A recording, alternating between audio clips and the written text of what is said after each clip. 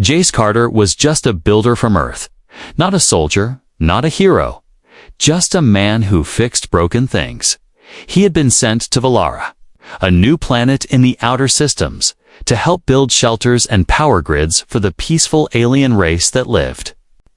There, the Valarans were tall, elegant beings with silver blue skin and glowing eyes. They didn't speak much, but they were kind. The sky over Valara was always soft blue, with twin suns shining from opposite ends, but that day, it turned red. Jace had just finished securing a dome when the first tremor hit. The ground shook like a wave passing under his boots. People screamed. Alien children cried, and the calm skies cracked with a loud boom. He looked up and saw something huge, burning, falling from space. A meteor. No bigger. Evacuate? Someone yelled through the comms. This isn't a drill. Jace saw escape pods lifting off in the distance, alien families running in every direction. Dust and heat filled the air. The tremors got worse. Then came a second blast, much closer, and then he heard it, a cry. Not a grown-up's, but a child's. He turned and saw a small Valaran girl trapped under a fallen beam. Her body was shaking, covered in dust, eyes wide with fear. Everyone else was gone or too busy running. Jace didn't even think, he just ran. The beam was heavy, red-hot, but he didn't stop. He wrapped his hands in cloth and pushed with all his strength. His muscles burned, and the beam moved an inch. Then another. "Hold on, kid," he muttered. "You're gonna be okay." The girl looked at him. Her lips trembling, she whispered something in her own language, and tears rolled down her cheeks. With a final push, he freed her, scooped her into his arms, and ran. The sky behind them lit up with another explosion. A tower collapsed in flames. Debris rained from above. Jace shielded the girl with his own body as they ducked under an archway. The heat scorched his back, but he didn't let go. They collapsed near an old maintenance shed. He coughed hard, chest heaving. The girl clung to him like he was her last hope. Moments later, a ship landed nearby out of the smoke and fire. An elegant woman stepped out, eyes glowing with fear and rage. Her robes were torn, her face pale. But she ran straight toward them. "My child?" she cried, dropping to her knees. The girl reached for her, but wouldn't let go of Jace's hand. The woman looked at him, then at her daughter, and then back again. Her hands trembled as she spoke. "You saved her," she whispered, her voice filled with awe and disbelief. "No one else." "You went into the fire?" Jace blinked, still catching his breath. "I couldn't leave her," he said softly. She was alone. Tears fell from the woman's eyes. She pressed her forehead to the ground, then lifted it again and said words that made Jace freeze. "You have saved the blood of my line," she said. "By the law of Valara, you are now bound to us." "What?" Jace asked, confused. "Bound." "You must take us both," she said, looking straight into his eyes. "You saved my daughter, and by our oldest law, we now belong to you." He sat there stunned, the little girl still holding his hand. The woman stood tall, though her body still shook from fear. "I am Lady Varel of House Saren," she said. "You may not understand yet, human, but in our world, to save a life in the fire is to join it. You are no longer just Jace Carter from Earth." More ships landed nearby, rescue teams running around. Some bowed to Lady Varel. Others stared at Jace with surprise. One alien whispered, "He's the one who ran into the flame." Another said, "He touched the law of fire." Jace sat there, heart pounding, as the little girl leaned against him and said one word, in perfect English, "Dad." The part ended not with celebration, but with silence, with two alien hands in his, and a future he had never asked for, a future he could not escape. Jace sat in the soft healing bed of the alien medical wing, white mist floating through the air like a dream. The walls pulsed with a slow blue light, and strange machines hummed quietly beside him. His arm was bandaged, ribs aching, and there were still burn marks on his back from the explosion. But none of that confused him as much as the words still echoing in his mind. "You must take us both."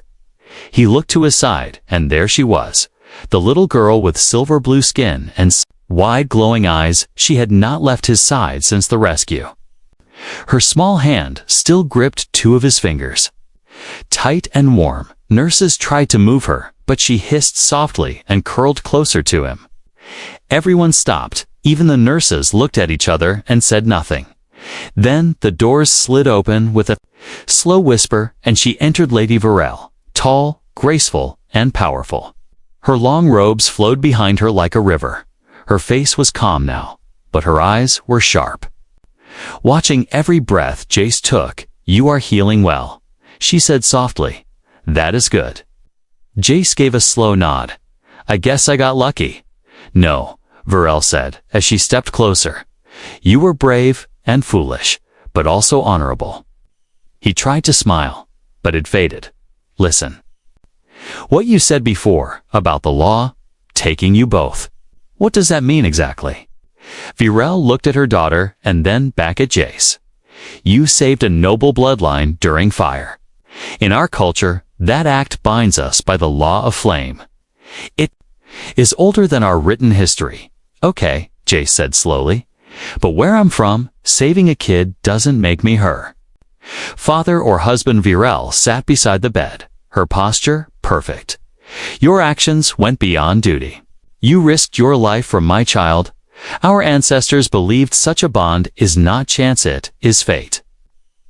Jace shook his head. "Look, I'm just a technician. I build shelters and fix power cores. I'm not royalty. I'm not a hero." "But my people think you are," she said. "They watched you run into fire when others ran away." The girl looked up at him. "Hero," she said. Quietly, Jace's heart twisted. He had no idea how to respond. "Is this permanent?" he asked. "This law?" "Yes," Varel replied, her voice calm but firm, "unless broken. But breaking it would mean exile for us." For her, Jace stared. "You mean? If I walk away, you both get punished." Varel nodded once. "We would be cast out. No home. No honor, no future." He leaned back, covering his eyes with his hand. This wasn't just a misunderstanding. This was real. "How can that be fair?" he whispered. "It is not about fairness," she said gently. "It is about survival, about ancient ways that kept our people strong." Silence filled the room again. Then Jay spoke, his voice barely a whisper. "And you?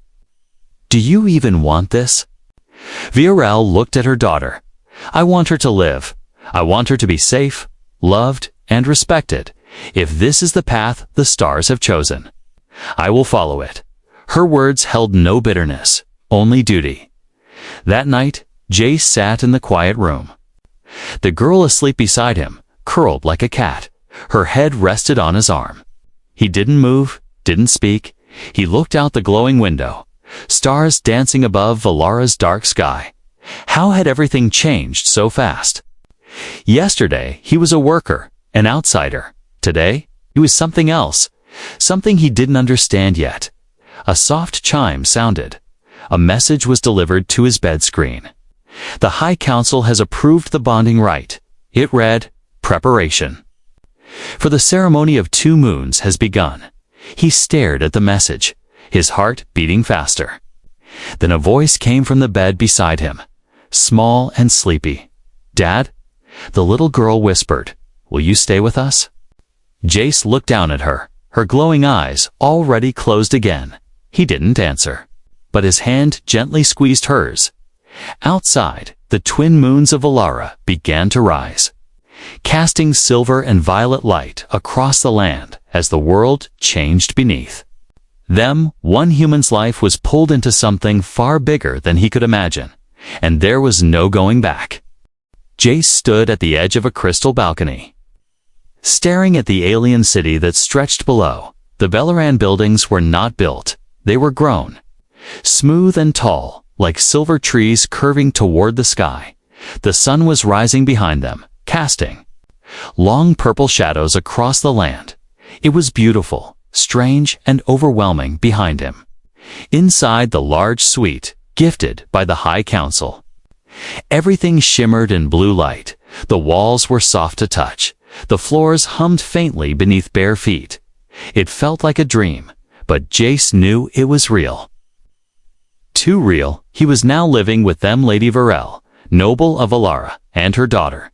Sorry, the child he had pulled from the rubble. He didn't know what to call this place. Not home. Not yet. Maybe not ever. Varel moved quietly, always graceful, always calm. She wore robes of flowing light and rarely spoke unless it was needed. When she did, her words were sharp and wise. Sorry, on the other hand, was full of energy. Always asking questions, always smiling when she looked at Jace. She followed him everywhere like a shadow, giggling when he tried to teach her how to use old earth tools. One morning, he sat at the round eating table, trying to fix a broken wrist light. Sari sat across from him, mimicking every move with a spoon and a bolt. You twist here, he said slowly. Then press this button. Sari tried, her fingers slipping, but she smiled and said, twist, then push.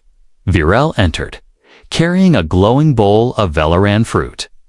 She paused for a moment, watching the two of them. Her face was unreadable, but something flickered. In her eyes, breakfast, she said quietly, placing the bowl between them. Thanks, Jace replied. Not sure whether to bow or smile. He did both awkwardly, and Sari laughed. Varel didn't laugh, but her lips curved slightly. You do. Not have to bow. We are equal now. Jace raised an eyebrow. I feel anything but equal here. She sat down, folding her hands neatly. Then perhaps it is time you stop feeling like an outsider. Jace took a deep breath. I didn't ask for this, you know? I was just trying to help a kid. Varel nodded, and by doing so, you changed 3 lives. He looked at her. Do you want this? Honestly? There was silence. Only the soft hum of the walls filled the room. Then she spoke. I did not expect it, but I will honor it. Jace looked down, unsure of what to say, later that day. He went to the garden behind the estate. It was unlike any garden on Earth's. Giant floating blossoms hovered in the air. Glowing vines moved toward the light, and strange singing stones lined the path. He sat on a bench, head in hands, trying to think, trying to breathe. Footsteps approached, light and slow. Varel sat beside him. Not speaking, he finally asked, What happens now? I mean, this ceremony they keep talking about. What does it mean? She looked at the sky. The ceremony of 2 moons is our bond ritual. It confirms the unity before the public. It is more than marriage, it is protection, honor, and fate. Jace blinked. So once that happens, we're bound forever. Yes, she said, unless death breaks it. He laughed nervously, comforting. She turned her head slightly. You fear this? He sighed. Of course I do. I'm not even from this planet. I don't understand your rules, your people. Your food? He picked a glowing fruit from the vine and sniffed it. Smells like socks. To his surprise, Varel smiled a real soft smile. It tastes better than it smells. He handed it to her. You try it first? She did, and nodded. Still alive, Jace chuckled. And for a moment, they just sat there, sharing something that felt normal. That night, he walked into the room given to him. It was too large, too fancy. The bed could fit 5 people, and the walls showed moving stars. There was a knock. It was Sari. Wearing a night robe and carrying a small blanket. Bad dream, she whispered. Can I stay here? He hesitated, then nodded. She curled up on the edge of the bed and was asleep within minutes. Jace didn't sleep. He stared at the ceiling. wondering what his life had become. Then, a message blinked in the wall. It was from the council. The ceremony of 2 moons will take place in 3 days. No more time to think, no more time to run. Jace was no longer just a builder from Earth. He was something more now. A protector, a father, maybe even a husband, and the stars outside didn't care what he wanted.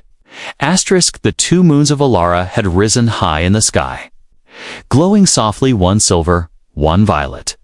Their light bathed the ceremonial platform in a strange, magical color. Wind flowed gently across the open stone circle, carrying the hum of ancient songs sung by the Valorand elders. Jace stood alone at the edge of the platform, heart pounding, sweat on his palms even though the air was cool. He wore the traditional ceremonial robe, long white cloth wrapped around his chest with thin golden bands across his shoulders. It felt strange on his skin, too soft, too royal for someone like him. All around the platform, hundreds of Velerans watched in silence. Nobles, workers, council members, even children, all gathered to witness the binding. The only person missing was Virel. "She will come," said one of the attendants. "She must." Jace looked up at the 2 moons again. He remembered how he got here, just a guy fixing broken domes, trying to be useful. He had no idea that saving one child would bring him to the center of an alien culture, to a moment that felt bigger than his whole life on Earth. He turned and saw Sari in the crowd, sitting with the elders. Her tiny hands rested on her lap. Her eyes locked on him with quiet hope. She didn't smile, she just stared, as if waiting to see if her new protector would run away or stand his ground. A horn echoed across the hills, long and deep like thunder rolling from the stars. Then she appeared, Lady Virel. She stepped through the parted crowd, wearing flowing robes of silver and violet that shimmered like the moons above. A thin crown rested on her brow, and her eyes held calm strength. Her walk was steady, slow, full of grace. Jace's chest tightened when he saw her. She reached the platform and stood across from him. Her voice rang clear and soft. "By law and by honor, I stand here to complete what fate began." The High Counselor stepped between them, holding an ancient binding staff carved with glowing symbols. "This bond began in fire," he said. "It must now be sealed in light." Jace stared at the staff, then at Virel. "Are you sure you want this?" he asked quietly. "I am," she said, without hesitation, "not just for the law, but because I have watched you. You care for her, you protect her, and though you hide it, you care for me too." Jace blinked, caught off guard by her honesty. He nodded slowly. "I guess I do." The counselor raised the staff. "Then place your hands together." Their hands met, hers warm and still. His shaking slightly, the staff glowed, and light flowed around them, wrapping like a soft storm of stars. Symbols danced in the air, whispering in a language older than time. Then it was done. The crowd let out a breath. A soft song began, slow and melodic. Sari stood and walked onto the platform, holding something in her hands, 2 necklaces made of silver thread and tiny moonstones. She gave one to Jace, one to Virel. "Now we are family," she said in her small voice. Virel placed hers over her neck without a word. Jace did the same. Cheers erupted from the crowd, hands raised high. The moons shone brighter, as if they were watching too, but not everyone was cheering in the shadows. Behind the council chairs, a group of nobles stood still, eyes cold. One whispered to another, "A human cannot carry the blood of House Saren. He is not worthy." Another replied, "Let him wear the robe. We will tear it from him in the blood trial." Back on the platform, Jace stood beside Virel, not knowing what storm was already building behind him. The night ended in a great feast. Tables floated above the grass. Glowing fruits and strange dishes spread across them. Velerans laughed, danced, and sang. Jace sat quietly, Sari curled beside. Him with her head on his shoulder, Virel joined him, her voice soft. You did not run. That means more than you know. I don't understand everything, he said. But I'm not going anywhere.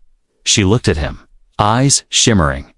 Then, perhaps, we may not be strangers for long, for the first time. He smiled without fear, not because the ceremony made it real, but because somewhere inside he had already started to care. But as the music played and the moon circled above, Jace had no idea that the next challenge wouldn't come from fire. Or fate, it would come from blood, and they were already sharpening their blades. 3 days after the ceremony, Jace stood in the courtyard of the High Council chambers. Sweat running down his back despite the cool wind, his feet pressed against warm stone. And before him stood 3 armored Velorenstal, silent and powerful. This was the blood trial. He had been summoned without warning. A council guard arrived at dawn, bowing respectfully and saying, "By law, the right to challenge has been invoked. They do not believe you deserve the bond." Jace blinked, confused. Challenge? What challenge? They seek to break the binding. The guard replied, through combat, through proof, 3 trial strength, wisdom, and heart. Jace turned to Virel. Standing nearby, her face pale but her voice calm. "You do not have to do this," she said. "We can leave, live in exile, far from the nobility." He looked at her, then at Sari hiding behind her robes. Peeking out with worried eyes, "No," he said quietly. "They want to test me. Fine, let them. Now." He stood before the challengers, surrounded by watching nobles. Some smirked, some whispered. None believed he would pass. The counselor raised his staff. "Let the trials begin. Trial 1. Strength." Jess was handed a wooden staff, simple, unpowered, no tricks. The challenger stepped forward, a massive male, named Varrock. Muscles like stone, face hard as a wall. "This is not about hurting each other," the counselor warned. "It is about showing will." Varrock struck first, fast and heavy. Jace barely blocked it, the force knocking him backward. Again and again, Varrock swung, testing him, pushing him. Jace was no warrior, but he moved fast, ducking, rolling. Using footwork instead of strength, he didn't try to win, he just stayed standing. Minutes passed, the crowd silent. Varrock growled in frustration and knocked Jace to the ground. The staff rolled away. Jace stood up again, bruised and bleeding, and walked to the center with no weapon. "Done?" he asked. The crowd gasped. Varrock raised his staff, then lowered it, bowing slightly. "Trial 1. Passed," said the counselor. "Trial 2. Wisdom." Now Jace sat at a glowing table, facing a riddle master, a wise woman with glowing tattoos across her arms. "You must solve the riddle of the shifting doors," she said. "You may only ask 3 questions." The walls changed, doors appeared, vanished, symbols moved like water. Jay stared, his mind racing. He remembered something from Earthan old maze game he used to play on his pad as a child. He closed his eyes, took a breath, then asked, "Which door has not changed its place?" She smiled. 1 question gone. He asked 2 more, choosing carefully, counting patterns. Finally, he stood and walked toward a small, quiet door hidden in the corner. The room fell silent as he reached for the handle. Then the riddle master stood and said, "Correct?" Jace let out a breath he didn't know he was holding. "Trial 2. Passed," said the counselor. "Trial 3. Heart this time." There was no stage, no weapon, no puzzle. They brought in a child, not sorry, but a young Valoran boy.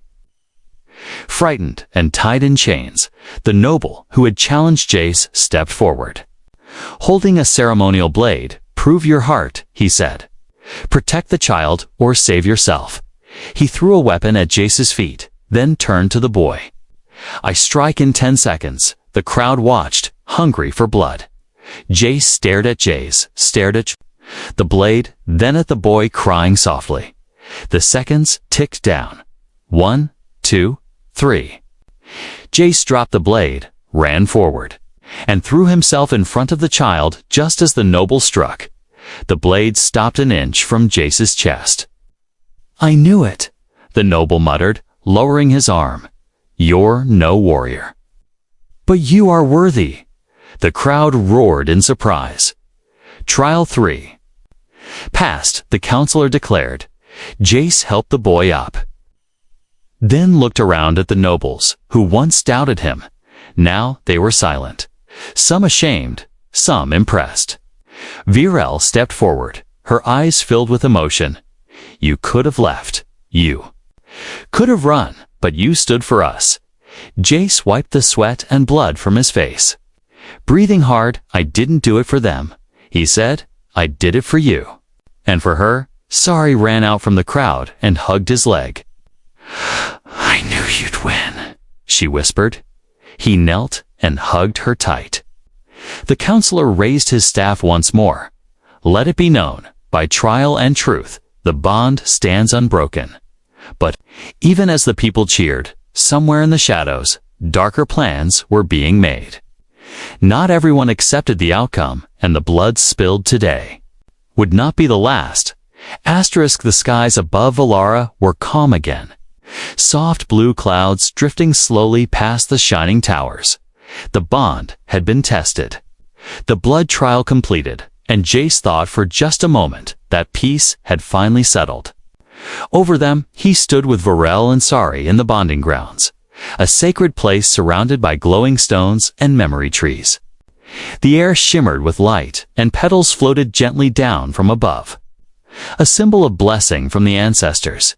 "This is where we offer gratitude to the stars," Virel said softly, "for guiding the threads of fate." Sari ran ahead, laughing, her small hands catching falling petals. "Look, Dad. They're dancing for us." Jace smiled, feeling something warm inside. It wasn't just duty anymore. It was something deeper, something real, but far above them. In the cliffs beyond the city, something else was moving, dark shapes, cloaked and armored, sliding into position. The anti-human faction, silent and angry, refused to accept what had happened. "The council betrayed our bloodlines," whispered one, voice sharp like a blade. "A human is now part of the house, Saren. We must erase this shame." Back at the grounds, Virel lit a soft flame in the center of the circle. Jace stepped forward to place a memory stone beside a tall small crystal that glowed softly when held with care. But just as his fingers touched it, a loud crack split the air. The flame flickered, the ground shook. Then the sky lit up with plasma. Fire. A group of masked attackers dropped from the cliffs, weapons glowing red, moving like shadows through the trees. "Sorry," Jace shouted, grabbing her and diving behind a stone wall. Virel moved faster than he'd ever seen, her robes flying as she raised her hand.